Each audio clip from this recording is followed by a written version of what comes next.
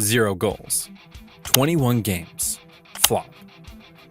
That's the headline everyone ran with. But what if I told you they were reading the stats wrong? Because behind those numbers, there's another story. A story of a 21-year-old who quietly led Manchester City in assists.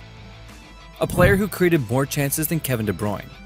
And a winger whose dribbling stats put him in the Premier League's top 3. This wasn't a flop. It was a blueprint. A season that Guardiola trusted, while the internet laughed. So let's break it down, and find out why Savinho's so-called flop season might just be City's biggest upgrade.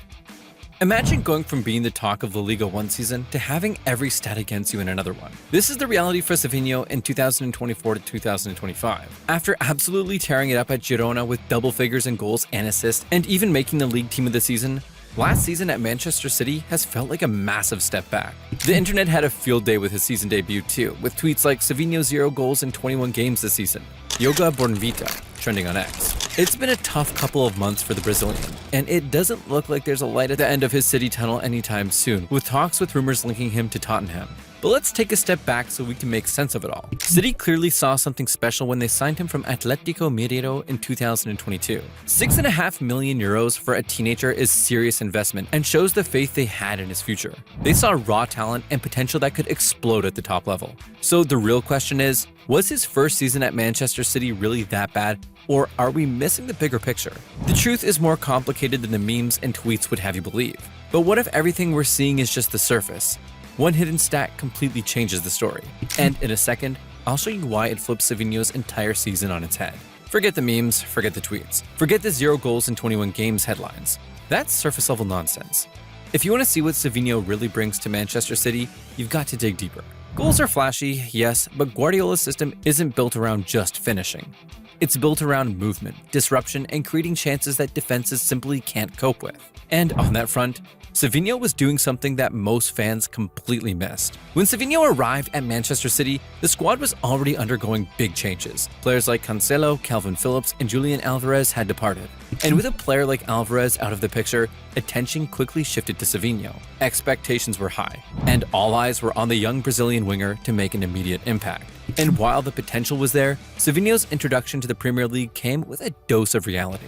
Toward the end of the first half in the Manchester City game versus Chelsea, a hard challenge sidelined him, and he spent the second half on the bench, an ice pack on his leg.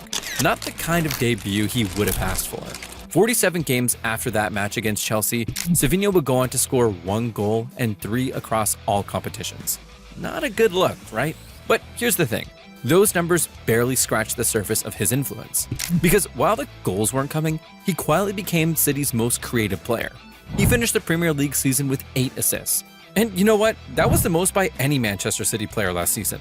Yes, even more than Kevin De Bruyne. But even that number sells him short. His expected assists per 90 was 0.32, second only to Kevin De Bruyne at around 0.35. Think about that.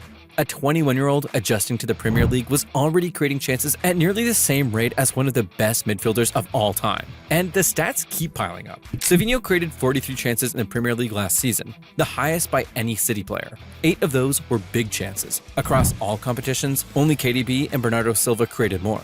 So if you thought Savinho was invisible, the data proves he was actually central to City's attack. But here's where it gets even crazier. Because his influence wasn't just in passing. His ability to carry the ball forward and destabilize defenses was elite. Savinho completed 98 dribbles across all competitions, ranking 3rd in the entire Premier League, behind only Jeremy Doku at 143 and Morgan Rogers at 103. Top 3 in dribbles? Top of the charts in assists?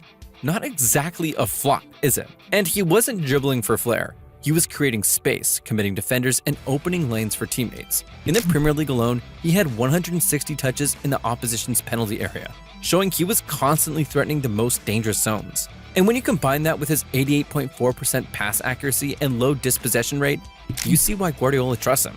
A winger who can beat his man, keep the ball, and still deliver the final pass under pressure. Savinho's rise was the result of careful planning rather than luck. City saw the potential in him early, before anyone else. And in 2022, they signed him for €6.5 million from Atletico Mineiro. That was a lot of money for a teenager, but it shows how much they believed in his future. But instead of heading straight to the Etihad, City decided to take a Let's call it a scenic route. He was sent to Troyes, a little-known French club also owned by the City Football Group. On paper, it made sense. Ease him into European football, get him accustomed to the culture, the style, the pace. But here's the twist. He didn't play a single minute. Not one, nada, zilch. The story didn't stop there.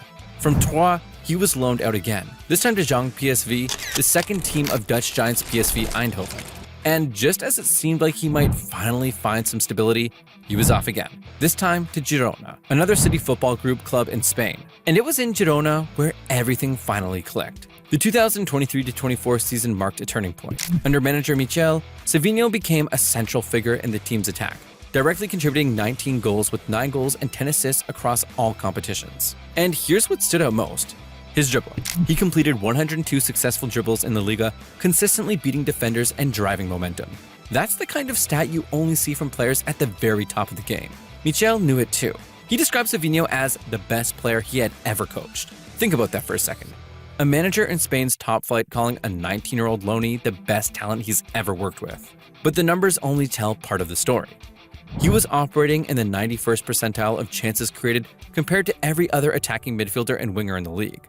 Over the season, he created 10 big chances for his teammates, constantly scanning for the killer pass. And he wasn't afraid to take risks in the most dangerous areas. With 176 touches inside the opposition box, he wasn't playing it safe out wide. He was fearless, cutting into congested zones and demanding the ball where it mattered most. And then came the defining moments.